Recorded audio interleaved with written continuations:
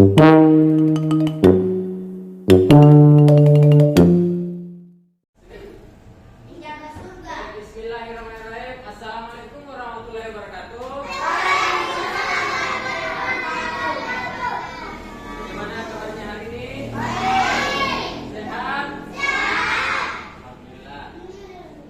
Langsung saja kita kelas. Silakan dan berdoa.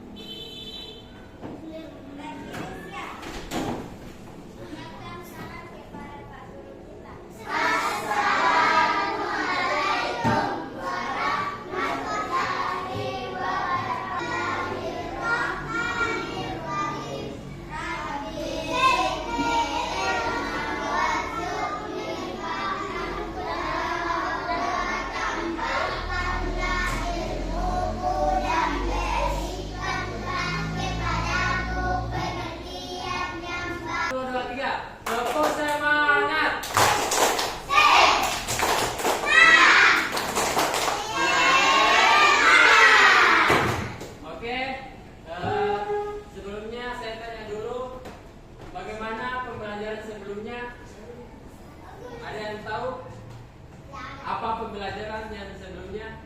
Oke, sebelumnya saya tanya dulu, pernah dengar cerita? Sebelumnya pernah dengar cerita? Kira-kira cerita apa?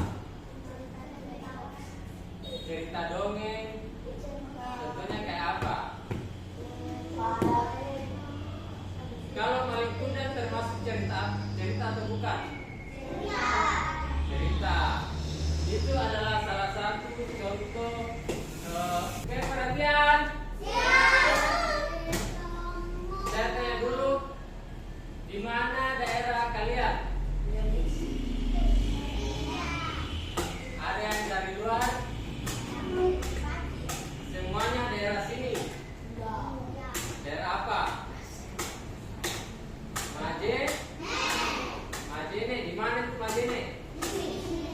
Di Sulawesi Barat. Ya. Kita berada di Sulawesi Barat. Nah, saya akan menampilkan video tentang keunikan daerah kita, yaitu Sulawesi Barat. Mengenali tradisi suku Mandar di Sulawesi Barat, mungkin tidak banyak orang tahu mengenai suku Mandar yang ada di Provinsi Sulawesi Barat. Provinsi Sulawesi Barat sendiri tergolong provinsi baru. Provinsi ini dibentuk pada tanggal 5 Oktober tahun 2004 silam berdasarkan Undang-Undang Nomor 26 Tahun 2004 yang ibu kotanya adalah Mamuju. Penduduk Sulawesi Barat sebagian besar berasal dari suku Mandar 49,15%, Toraja 13,95%, 10,79%, Jawa 5,38%, Makassar 1,59%, sedangkan lainnya 19,15%. Orang Mandar memiliki beberapa tradisi yang sudah kini melekat dan dilestarikan oleh masyarakatnya. Kali ini saya akan coba mengulas 5 tradisi suku Mandar yang jarang diketahui banyak orang. Berikut ulasannya. Kaling datar merupakan sebuah tradisi yang dilakukan orang Mandar berupa penyampaian perumpamaan saat hendak menyampaikan keinginannya kepada seseorang. Biasanya penyampaian itu berupa sindiran-sindiran yang bisa membuat lawan bicara tersebut.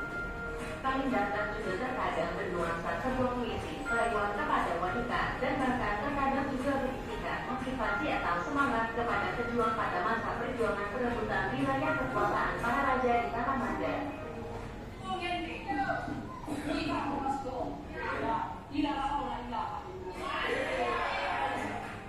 Sayang Patuju. Tradisi Sayang Patuju atau kuda menari adalah tradisi syukuran terhadap anak-anak yang berhasil menghatamkan Al-Quran sebanyak 30 juz. Syukuran itu dilakukan dalam bentuk arakan keliling kampung dengan menggunakan seekor kuda yang menari di bawah lantunan irama para pengiringnya. Tradisi ini selain dipakai dalam rangka khataman Al-Quran, juga bisa dijumpai pada acara pernikahan atau kawin. Masyarakat Mandar meyakini khataman Al-Quran. Sudah lihat dari videonya? Sudah. Kira-kira apa keunikan dari video tersebut? Keunikan dari daerah kita, yaitu suku Mandar. pertama apa? Ya, bagus. Warna. Kali dada. Selanjutnya apa lagi? Ya, santeres. Apa lagi? Ya, jepa. Itu adalah semua keunikan dari daerah kita, yaitu suku Mandar. Itu adalah keunikan tidak ada di daerah lain, cuma ada di daerah kita. Nah, materi kita pada hari ini yaitu teks narasi. Sebelumnya ada yang tahu apa itu teks narasi? Teks narasi adalah jenis teks yang mengisahkan suatu peristiwa berdasarkan ukuran waktu kronologis yang bersifat fiksi, bersifat imajinasi maupun non fiksi. Jadi narasi itu seperti cerita, cerita yang tidak nyata lah. Dan ada pun tujuannya, yaitu tujuan dari narasi, tujuan dari fiksi teks narasi sendiri sebenarnya memberikan informasi, menambahkan pengetahuan serta menyediakan hiburan bagi pembacanya. Nah, dari tujuan teks narasi tersebut yaitu sebagai informasi, jadi cerita tersebut bisa jadi pengetahuan.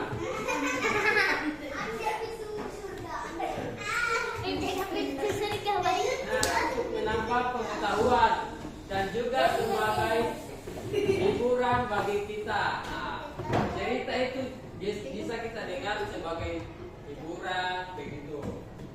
Dan selanjutnya yaitu ciri-ciri teks narasi.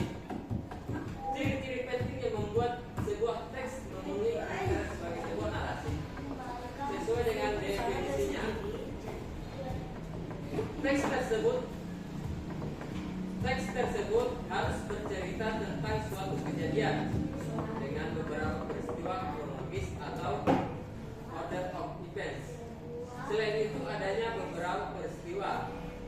Teks harus dibumbui masalah atau konflik yang menjadi puncak narasi tersebut serta struktur teks narasi lainnya. Sebuah narasi harus memiliki unsur teks, tokoh, latar, alur, dan tema. Nah, ciri-ciri narasi itu harus mempunyai masalah. Misalkan dalam cerita tersebut si tokoh utamanya ini mempunyai masalah. Nah, nanti kita akan bahas apa itu tokoh, latar, alur, dan tema. Selanjutnya kita masuk pada struktur teks narasi. Teks narasi yang pertama itu orientasi. Apa itu orientasi? Pertama, yaitu pengenalan cerita berupa latar belakang, tempat, dan waktu tokoh, dan lainnya sebagainya. Jadi orientasi ini pengenalan cerita. Misalkan ceritanya itu pada zaman dahulu hiduplah sebuah kerajaan yang agung dengan raja yang sangat megah. Dan selanjutnya yaitu kompilasi. Kita sudah belajar apa itu teks narasi. Selanjutnya saya tanya, contoh kira-kira di daerah kita, contoh teks narasinya itu ceritanya apa? Cerita yang paling terkenal di sini di daerah kita.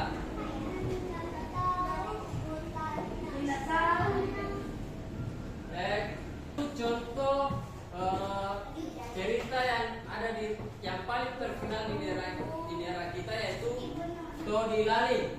Ada yang tahu cerita tersebut?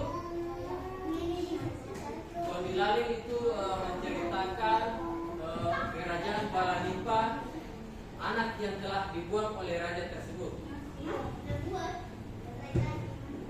Oke, saya akan membagi kelompok, terbagi menjadi 3 kelompok. Tadi sudah dibagi kelompoknya ya. Sekarang saya akan membagikan kelompok kerjanya.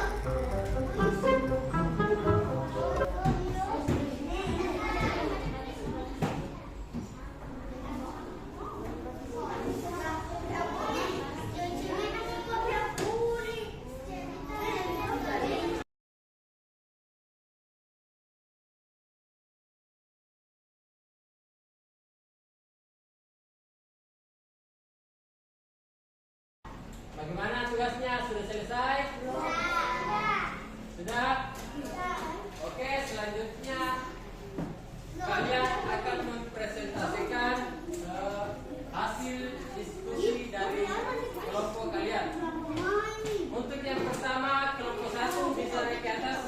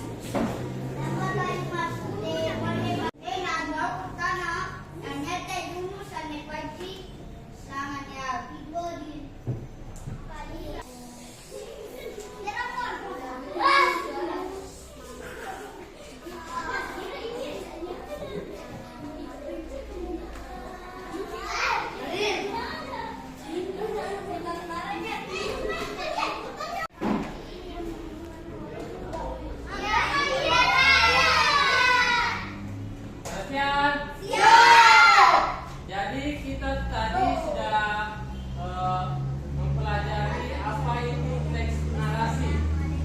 Jadi kesimpulannya pada pembelajaran pada hari ini yaitu kita sudah tahu apa itu ciri-ciri